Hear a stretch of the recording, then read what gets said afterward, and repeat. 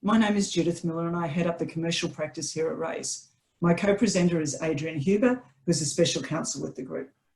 Today we are going to focus on 5 fundamental issues for commercial agreements. These are the contracting parties, liability, indemnities, payment and termination. Due to time constraints today, we won't be considering the possible impact of the unfair contract terms regimes, nor the Australian consumer law, nor how the obligation to act in good faith may impact on a party's ability to exercise a right under an agreement. But they are certainly relevant to the topics which are the subject of our presentation.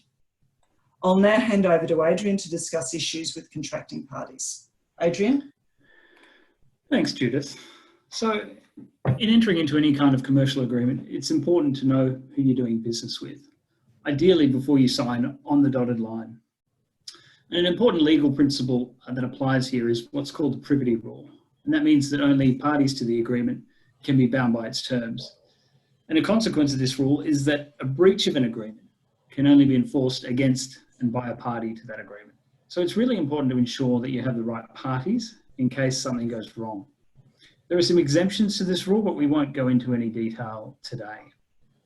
So when it comes to enforcement, if you do get the parties right, the question then becomes, where's that party located and what assets do they have?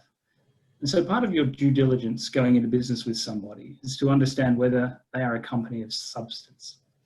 If it's essentially a $2 company, then you might not be able to recover anything if there's a breach of contract. So some thought should be given to guarantees and requiring the other party to carry certain forms of insurance. And this links back to indemnities, which Judith will touch on a bit later, because an indemnity because an indemnity essentially is only as good as the assets of the company or its insurance to back it up. And the level of due diligence you conduct should really be considered on a case-by-case basis, depending on the nature and the significance of the deal.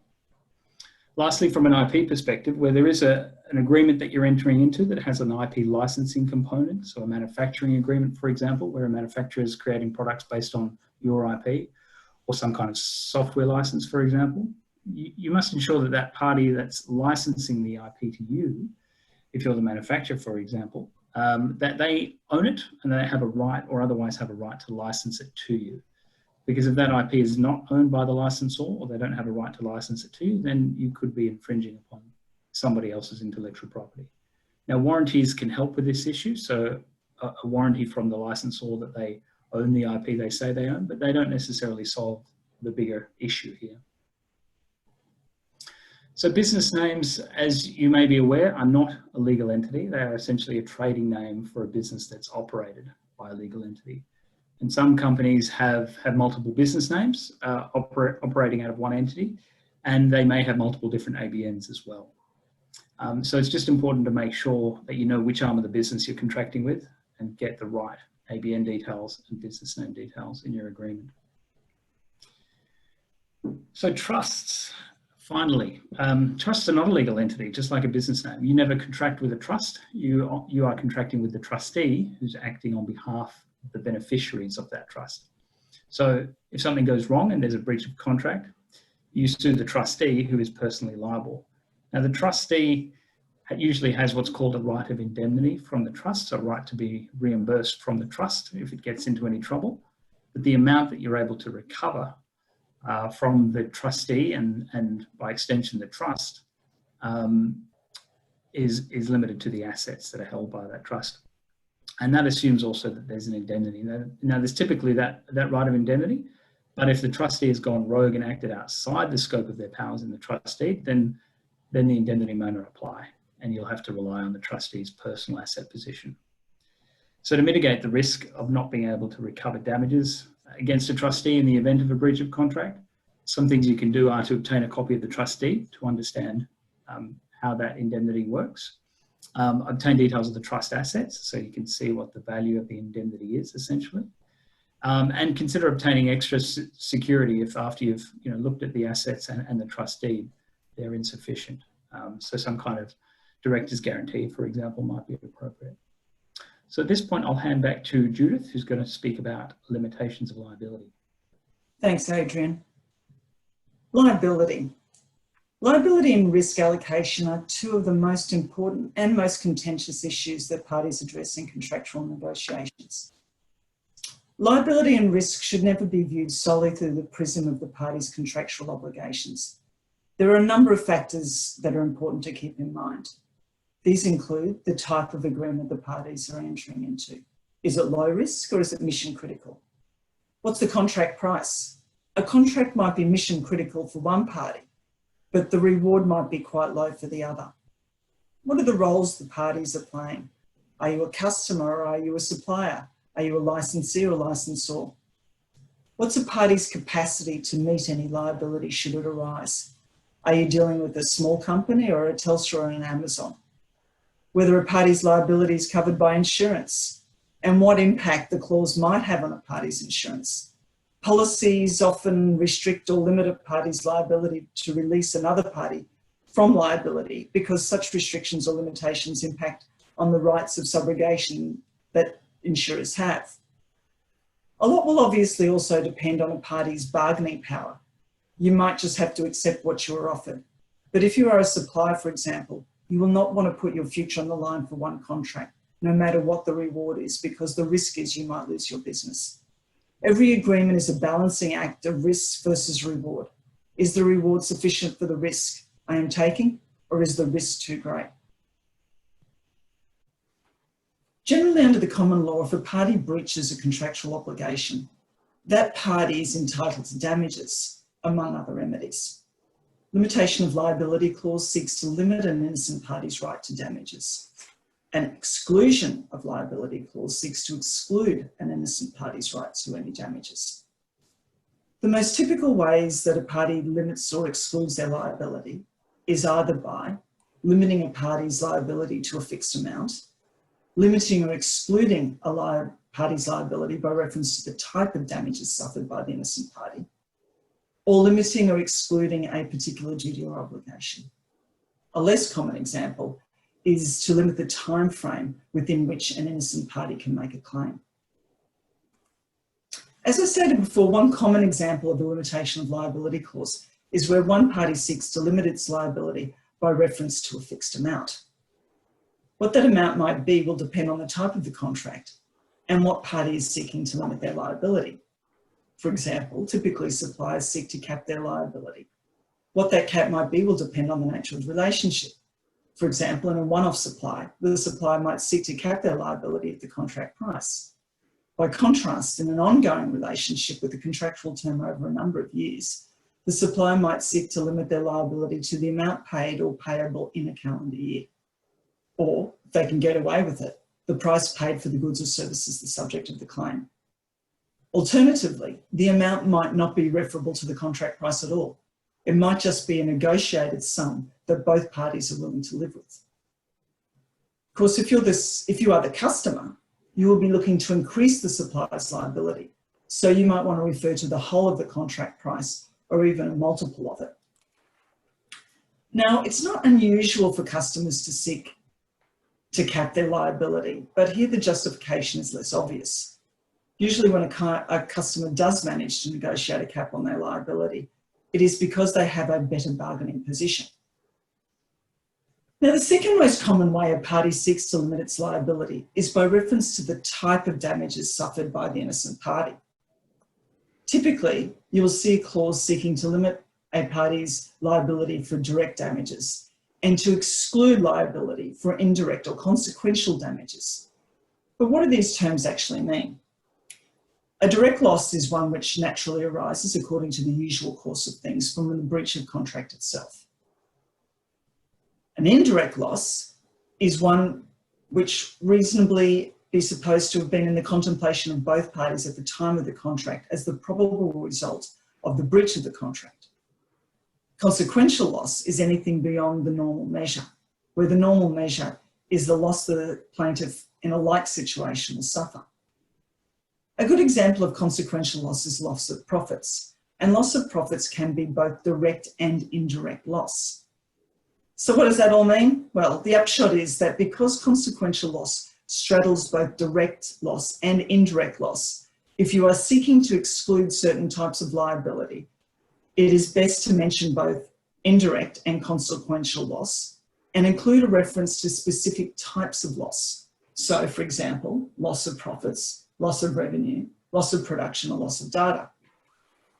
Now, if you're a customer and a supplier seeks to limit or exclude their liability for direct, consequential, or indirect loss, you may want to negotiate some exceptions.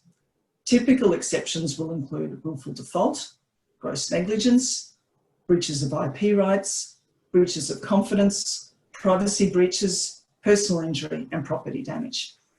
A customer's ability to negotiate exceptions will usually come down to its bargaining position, as well as an assessment of risk by the supplier. Now, discussions of liability under any agreement will usually include a discussion of indemnities. An indemnity is a promise by one party to hold the other party harmless against one or more losses sustained by the other party. It is usually linked to acts or omissions of the party giving the indemnity. As I mentioned before, where there is a breach of contract, the innocent party is entitled to damages, but there are limitations on those damages. For example, they can't be too remote. Similarly, if a party is negligent and as a result of that negligence causes, for example, property damage, the innocent party is entitled to damages, but again, there are limitations on those damages. An indemnity is not governed by the law relating to assessment of damages for breach of contract or negligence, and accordingly, factors such as remoteness and mitigation are not relevant. Accordingly, depending on the drafting, an innocent party should be entitled to more damages under an indemnity than they would be without an indemnity. Now, there are different kinds of indemnities. A bare indemnity is where a party indemnifies the other for losses caused by a set of circumstances under the contract. A party indemnity is where a party indemnifies the other for breaches of the contract. A proportionate indemnity is where a party indemnifies the other for losses that flow from the first party's acts or omissions. A third party indemnity is where one party agrees to be responsible for the losses of the other party because of a claim against that party by a third party. And a reverse indemnity, which is quite rare, is where one party agrees to be responsible for any losses of the other party because of the other party's own acts or omissions. Now, if you're a party being asked to provide an indemnity, you should ask, is the indemnity really necessary? What are the types of responsibilities that apply to you under the indemnity? Should you be seeking carve-outs to your liability under the indemnity? Can you include an obligation on the other party to mitigate their loss? What is the potential cost to your business if you have to honour the indemnity? Can you afford to limit that liability? And how might the indemnity impact on your insurance? Will you still be covered by your policy if you give the indemnity? Now, if you are the party, sorry, Adrian, back to the previous slide. Thank you. If you are the party seeking the indemnity, you should ask, what areas do you consider are so critical that must be included in the indemnity? Does the party giving the indemnity have the capacity to meet the indemnity if it is ever called on? So $2 companies give indemnities all the time. Sometimes because they don't understand what an indemnity is, and sometimes they know what it means, but they also understand that they have no assets and therefore it doesn't really mean anything to them. Lastly, if you're the party seeking the indemnity, you should ask, does the party giving the indemnity have that liability supported in any way? For example, by insurance or a third-party guarantee. A third-party guarantee is not uncommon in circumstances where you are dealing with an Australian subsidiary of a foreign parent, although the contract will need to be extremely important for the parent to consider giving such a guarantee. So it's important to consider the indemnity in conjunction with the limitation of liability clause. It's in agreements where a party has limited their liability by excluding all indirect and consequential loss. But there's also an indemnity for contractual breach, which of course includes indirect and consequential loss. So what you have are two clauses which are in conflict. And the result is the parties cannot be sure of what their liability is going to be should an issue arise. The only way to avoid this issue is to ensure that the clauses work together and there is no inconsistency. One final word on limitation of liability and indemnity clauses. While they are some of the most important clauses in an agreement, they are rarely invoked because the vast majority of contracts proceed without any major issues, which is why they're often ignored. Don't worry about that, that'll never happen. However, it is precisely when something does happen, when something goes wrong, that you will be glad that you spent your time focusing on these clauses. I'll now hand back to Adrian, who'll discuss payment clauses. Thanks, Judith. So in any agreement, the parties are going to want certainty about what's to be paid and when. So looking at the payment type or the payment amount first, there are two common types of payment that we see in commercial agreements: the fixed fee and fees that are calculated on a time and materials basis. The fixed fee is going to be more appropriate where you've got a short-term project or a one-off supply of goods and the requirements are very clear. A time and materials basis payment is going to be more suited to longer-term projects. The project scope is typically not yet fully known, and the parties want some flexibility to vary the workloads. And you often see these types of payment clauses in statement of work style agreements. The next consideration is costs and expenses. As the purchaser, you want to understand exactly what you're paying for and whether it includes things like delivery and installation. If your services agreement is if the payment is being calculated on a time and materials basis, as a purchaser, you don't want to be taken by surprise for these expenses, because often these agreements occur over a long term and that the supplier may need to be incurring numerous different expenses. So one thing you can do is require the supplier to seek your approval before incurring expenses or expenses over a pre-agreed cap. Price reviews are another important mechanism for suppliers and for purchasers. From a supplier's perspective, if they have a long-term arrangement, say 3 years, and they lock themselves into one fixed price for that full 3-year term, then they're exposing themselves to changes in the cost and availability of the raw materials that may go into a product that they're manufacturing, and their profit margin may suffer. So having a right of review for a supplier is really important. As a purchaser, you're going to want transparency on when and why prices are changing, and perhaps even a cap on the number of price rises that can occur in a given year, or even a percentage or a cap on the percentage of price can increase in a given year. GST, a small point but an important one from a purchaser's perspective. You want to understand whether or not the amount fixed fee, for example, includes or excludes GST.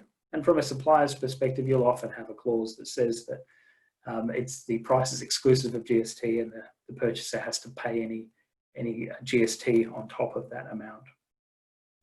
Invoices and timing is another important issue. The agreement should specify that the supplier needs to give a tax invoice if it's GST registered. If it just says invoice, then it's not going to be compliant. You won't be able to claim back GST credits. The timing for issue of invoices and the timing for payment of invoices need to be clearly articulated. We see this very simple issue, or this very simple clauses often go wrong. And the reason for the need for clear articulation is because if there is a right to terminate or a right to do something on non-payment by the purchaser, then you want to be clear when you have the right to exercise that right to terminate, for example. The correctly rendered tax invoice is something you often see in services agreements to protect the purchaser. And so you'll have a situation where, for example, if it's an agreement that's on a time and materials basis, over a long term, the purchaser wants to be protected against a situation where it gets a monthly invoice, it's one line and it says $10,000 and it doesn't know what its money is going towards. And so this provision can be used to make sure that the supplier has an obligation to calculate the fee correctly and to give any substantiating documentation with that invoice, so that the purchaser only has that obligation to pay once it gets all of that information and all of those criteria are satisfied. And another clause which might be helpful for a purchaser is a mechanism around disputed invoices. So the purchaser may be able to withhold payment of an invoice until a dispute regarding that invoice is resolved. Now, it must be said that these two kinds of clauses you will need to have a substantial amount of bargaining power to be able to insist on them. So typically we see those kinds of clauses being asked for by the bigger end of town. Dealing with default. So if non-payment occurs, then as a supplier, you may want the ability to charge interest on outstanding amounts. And the key here is to make sure that you're not just picking any number from the air and that it's an unreasonable number. It has to be a genuine pre-estimate of your loss. Otherwise, it may be unenforceable as a penalty. So typically we see that the interest calculation is tied back to your bank's or the supplier's bank's overdraft rate plus a small percentage, and that's often a good proxy for a pre-estimate of your loss. The right to suspend or withhold future services or orders, or even withhold the delivery of goods, may be useful if you haven't received payment. So again, those are rights that trigger on non-payment. So getting a clear definition around when payment's due is important to be able to be in a position to exercise these rights appropriately as a supplier. So lastly, we're going to talk about termination. Now, at common law, you'll be aware that there are rights to terminate. And the important point here is that despite these rights, you should always give some thought to explicit rights of termination that are defined in the agreement. And we'll talk about why in a second. So at common law, you've got a right to terminate largely in these three situations. So where there's a breach of an essential term of the contract, a serious breach of a non-essential term, or a repudiation by the other party. And that's a situation where the other party it demonstrates an intention to no longer be bound by the contract and effectively renounces their obligations. And at common law, if that breach doesn't fall into one of those three categories, you will only have a right to sue for damages and not to terminate. So since there can be some room for interpretation and argument about whether an essential term is being breached or whether a non-essential term that's being breached is sufficiently serious, it's always good to include explicit grounds for termination. And so some of those grounds or triggers are a material breach of a term. So this is often a mutual trigger. Both parties will have this right of termination. So a material breach is any breach where it has a serious effect on the benefit which the injured party would otherwise have received were it not for the breach. So there's still some room for interpretation there, as you can see, but it would generally cover things like non-payment of fees, non-delivery of services or goods, those core parts of the contract. For breaches that are capable of remedy or being fixed, essentially, you may want to provide a period of time within which the breaching party can remedy their breach. And this can help give that party a little extra incentive to cure that breach, because not all breaches need to end in termination. It may be that the parties want to continue the relationship. And so having a clause like that that gives time to remedy can be useful. Key performance indicators and service level agreements are another trigger. So in a distribution agreement context, for example, if a KPI like the minimum annual sales is not reached, then the supplier may want a right to terminate and get rid of that distributor, especially if that distributor is on an exclusive arrangement.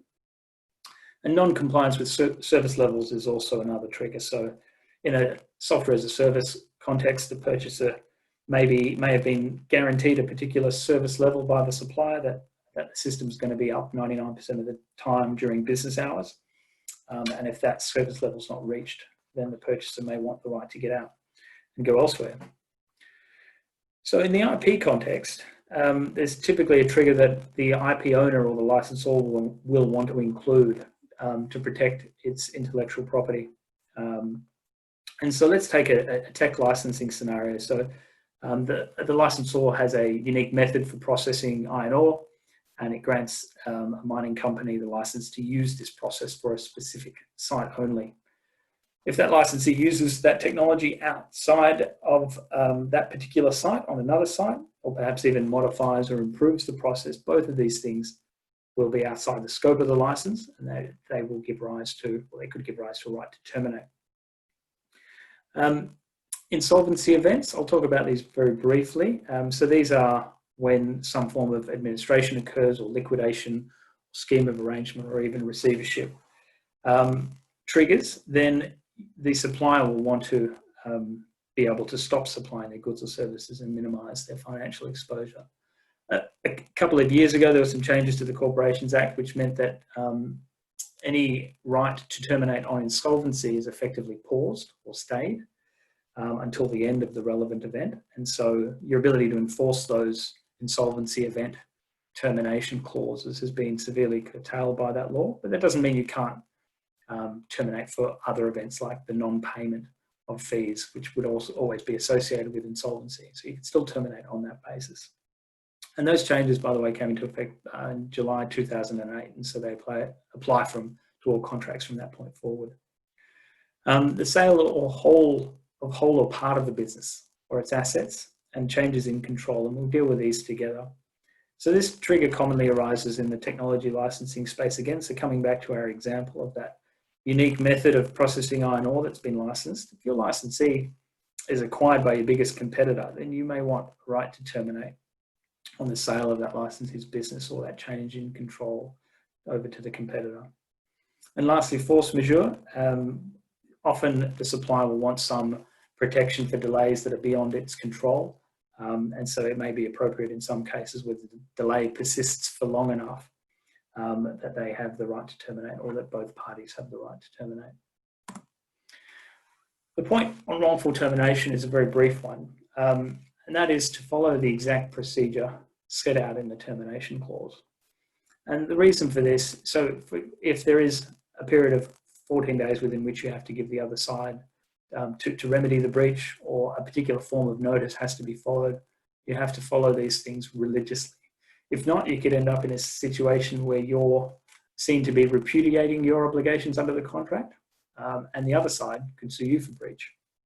And so you're effectively in a situation where you're snatching defeat from the jaws of victory, which is obviously something you don't want. So finally, events on termination. At common law, when a contract is terminated, the parties are discharged from their obligations, they no longer need to perform, and any accrued rights to damages and claims can be made after the contract has come to an end, obviously subject to complying with limitation periods. But depending on the type of agreement and who you are in that agreement, you may want certain additional things to happen on termination. So if you're the supplier, you might want to reiterate your right to be paid for outstanding fees and to deal with any outstanding orders or purchases. If it's a manufacturing scenario and the agreement's been terminated midway through a big order, then you may want a right to complete that. If you're the purchaser and a manufacturer is creating some products for you based on your IP, you want to make sure that they return your confidential information and any materials and drawings that you've given them. And the termination of any licenses is also important. So that concludes the formal part of the presentation. We're going to open it up for questions now. We're going to switch on our video as well.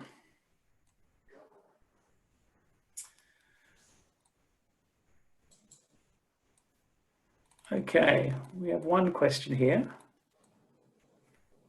Please explain the difference between an essential and a non-essential term. So an essential term is a term that goes to the very foundations of the contract, to the root of the contract. So it may include obligations like the payment for certain goods and the delivery of those goods. Those would be good examples of essential terms. And a non-essential term might be something that isn't necessarily a key part or a core part of the party's obligations. So it may be perhaps a clause that deals with the right to inspect a party's records to understand whether or not a royalty is being paid in a certain way on time and in a certain fashion.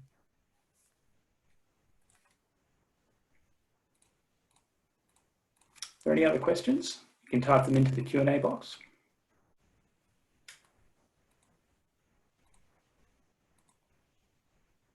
I think that might be it. Great. Well, thanks, Adrian.